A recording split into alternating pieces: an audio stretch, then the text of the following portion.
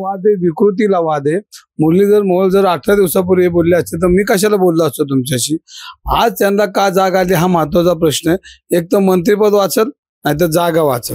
आज ते बोलायला आलेत याचा अर्थ देवेंद्र फडणवीसांनी कानपिचक्या व्यवस्थित दिल्यात आणि त्या दिल्यामुळेच आज त्यांची भाषा बदलली. आणि ज्या दिवशी ही जागा मुक्त होईल, परत समाजाला मिळेल, त्या दिवशी मी शनिवार सगळ्यांना पुणेकरांना जिलबी वाटन. पण तुम्हाला सांगू का, ही जे वेळ आज तुमच्यावर आली ते 18 दिवसापूर्वी हे जर बोलले असते की मी याच्यावर सगळं निर्णय घेतो, लक्ष देतो, तर हा विषय वाढलाच नसता. पण त्यांचं कालपण विशाल गोखले माझा मित्र, विशाल गोखले त्यांची शिफारस पत्र वाटत होते ते पुण्यात. आता शिफारस पत्र वाटायचे बंद करा आणि ते मंदिर घाण ठेवलेलं ते मुक्त करा, एवढाच आमचा विषय. तुमची पुढची भूमिका काय असणार आहे? जोपर्यंत मंदिर मुक्त होत नाही तोपर्यंत रस्त्यावर येऊन लढणार रवी धंगेकर. 1 तारखेपर्यंत मंदिर मुक्त होईल असं त्यांनी सांगितले. उद्या झालं पण उद्या काय अडचण आहे. त्यासोबत आहेत माझे आमदार रवींद्र धंगेकर. सर, मुरलीधर मोहोळ यांनी जैन बोर्डिंगला भेट दिली आणि त्यांनी सांगितलंय की 1 तारखेपर्यंत हा विषय मी मार्गी लावणार आहे. जैन समाजाची जी जागा आहे ती त्यांना परत मिळवून देण्यासाठी मी प्रयत्न करणार आहे. आम्ही हेच बोलत होतो. हे जर 18 दिवसापूर्वी जर बोलले असते तर हा विषय तर वाढला नसता. आमचं म्हणणं तेच होतं की मुरलीधर मोहोळांचं माझं वैयक्तिक काही वाद नाहीये. माझा वाद आहे विकृतीला वाद आहे. मुरलीधर मोहोळ जर 18 दिवसापूर्वी बोलले असते तर मी कशाला बोललो असतो तुमच्याशी. आज त्यांना का जाग आली हा महत्वाचा प्रश्न आहे. एक तर मंत्रिपद वाचल, नाहीतर जागा वाचल. दोन्ही कुठलं वाचवायचं तर जागा वाचवली पाहिजे. ह्यांना आदेश देवेंद्र फडणवीस साहेबांनी दिला. त्यामुळंच आज ते जे मंदिर, मला असं वाटतं की मंदिराचे आज ते बोलायला आलेत याचा अर्थ देवेंद्र फडणवीसांनी कानपिचक्या व्यवस्थित दिल्यात आणि त्या दिल्यामुळेच आज त्यांची भाषा बदलली. त्यांनी आणि त्यांच्या हस्तकाने ज्या पद्धतीनं जैन धर्माचे देऊळ घाण ठेवण्याचा जो महाप्रताप केलाय, ह्या महाप्रतापाला देवेंद्र फडणवीसांनी आळा घातलेला आज दिसतोय आणि त्यांचं मी स्वागत करेन देवेंद्र फडणवीसांचं. आणि ज्या दिवशी ही जागा मुक्त होईल, परत समाजाला मिळेल, त्या दिवशी मी शनिवार सगळ्यांना पुणेकरांना जिलबी वाटन की जेणेकरून पुण्यामध्ये सत्य हे परत निर्माण झाले. जे चुकीची लोक या पुण्यनगरीत काम करतात ह्यांना समाजाने, प्रशासनाने रस्त्यावर येऊन त्यांना जे त्यांच्या हिसका दाखवला लोकशाहीचा, तो अजून लोकशाही जिवंत आहे हे माझ्यासारख्या कार्यकर्त्याला खऱ्या अर्थाने वाटत. त्यांनी सांगितलं यात माझा कुठलाही सहभाग नव्हता असं त्यांनी ठणकावून सुद्धा सांगितलंय. तिथं बोर्डिंग मध्ये जाऊन नाही ठणकावून सांगायला काय, ती गरीब लोक आहेत, ती भांडणं करणारी लोक आहेत का. तो समाज आपला शांत समाज आहे, तो धार्मिक आहे, तो व्यापारी आहे, तो व्यावसायिक आहे. ते एवढं पण बोलल्यामुळे लय झालं त्यांना. पण तुम्हाला सांगू का, ही जे वेळ आज तुमच्यावर आली ते 18 दिवसापूर्वी हे जर बोलले असते की मी याच्यावर सगळं निर्णय घेतो, लक्ष देतो, तर हा विषय वाढलाच नसता. पण त्यांचं कालपण विशाल गोखले माझा मित्र, विशाल गोखले त्यांची शिफारस पत्र वाटत होते ते पुण्यात. आता शिफारस पत्र वाटायचे बंद करा आणि ते मंदिर घाण ठेवलेलं ते मुक्त करा, एवढाच आमचा विषय. ते म्हणतात की माझा यात सहभाग असता तर मी इथं येताना 100 वेळा विचार केला असता. अहो आता काय करणार, मंत्रिपद वाचायचंय, पाया पाडावंच लागणार, जाऊन तिथं खाली मुंडकं घालणार. केविलाने प्रयत्न होता मी करतो, मग हेच 18 दिवसात. त्याच्या अगोदर 4 वेळा गेलते ना ते, त्यावेळेस ते आश्वासन देऊन नव्हते आले. आज थोडं का ना आश्वासन दिलं म्हणजे फरक पडतोय. त्यांनी आश्वस्त केलं की मी हा विषय नेमका. पण हे तुम्ही 4 वेळा तिथं जाऊन तेव्हाच करायचं होतं ना. आत्ता का वेळ आली, बरोबर आहे ना. आत्ता वेळ आली तर तुमचं तो तुम्ही लुटायचा प्रयत्न केला, पण जनता लुटून देणार नाही.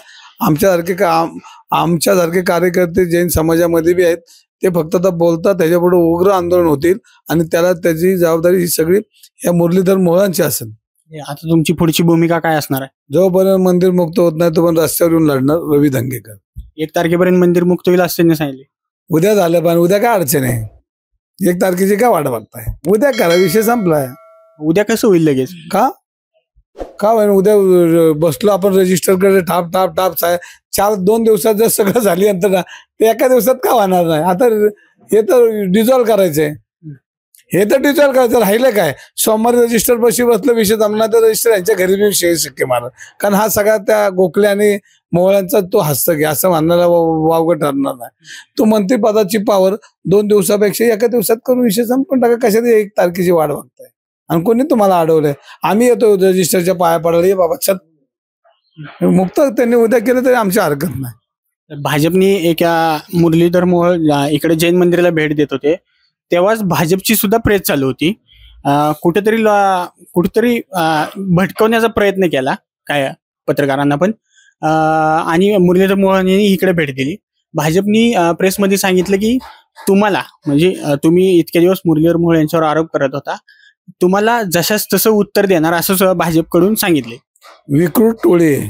मी पहिल्या दिवसापासून विकृत टोळी हे सगळ्यांना चकवा देतात. तुम्हाला जसा चकवा दिला तसे पुणेकरांना चकवा देतात.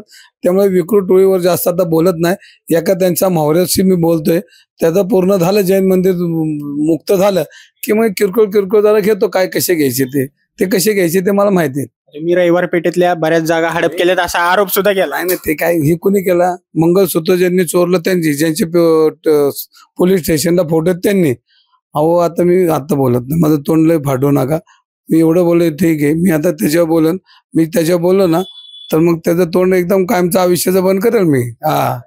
मग ठीक आहे, वैयक्तिक आरोप केले तर मग लय अवघड होईल. त्याला मला घुसावं लागेल कुठेतरी, आणि मी घुसलो की त्यांनी वळखायचं. मग काय अरे नाही कार्य नाही टारे बी होईल.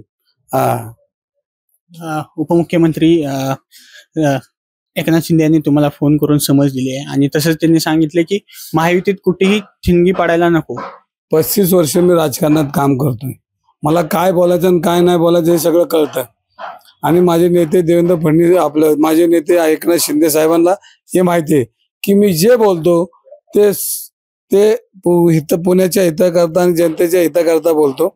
त्यामुळं मला त्यांनी जे काही सांगितलंय ते मला चांगला अवगत आहे आणि मी त्या चौकटीच्या बाहेर कधीच जाणार नाही. भारतीय जनता पार्टीचे सच्चा कार्यकर्ता माझ्या बरोबर आहे, हे आजही सांगतो, उद्याही सांगतो, परवाही सांगतो. उपमुख्यमंत्री शिंदे नेमकं तुम्हाला काय म्हणाले फोन करून? हे सांगितलं की अन्यायाविरुद्ध आवाज उठवला पाहिजे. विकृत लोक जे पुण्याला वरबडून खातात त्यांच्यावर तुम्ही अंकुश ठेवला पाहिजे. हे शिवसैनिकाचं काम आहे, एवढं सांगितलं त्यांनी.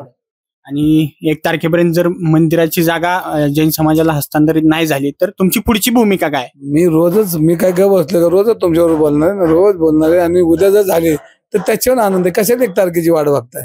कोणी तुमचे हातपाय अडवले? तुम्ही रजिस्टर एका दिवसात करता, एका दिवसात खरेदी करता, एका दिवसात नाव चोरणं, एका दिवसात प्लॅन पास. मग एका दिवसात एकदा बसले ना की ठाप रजिस्टर पुढे बसले, ही जागा परत संस्थेला आम्ही दिले, टाप बटणं दाबले, विषय संपला. त्याला लागतंय काय?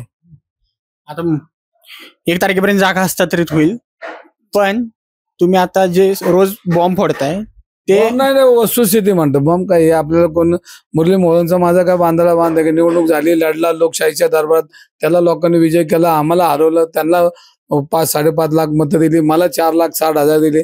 आम्ही कमी पडलो म्हणजे त्याचा अर्थ असा नाही की जनता उद्या आम्हाला मतदान देईन. तो विषय वेगळा, लोकशाही आहे. मग ती निवडणुका कशा झाल्या, काय झाल्या, त्याच्यावर आता खोल जायचं नाही. पण ह्याच्यामध्ये मला एवढंच कळतं की जैन मंदिर मुक्त जोपर्यंत होत नाही तोपर्यंत माझी लढाई राहणार. किती राजकीय किंमत मोजायला लागली तर मी द्यायला तयार आहे. आपल्यासोबत होते रवींद्र धंगेकर. त्यांनी सांगितलं की कितीही राजकीय किंमत मोजावी लागली तर मी लढायला तयार आहे. अक्षय साबळे, आपले महानगर, पुणे.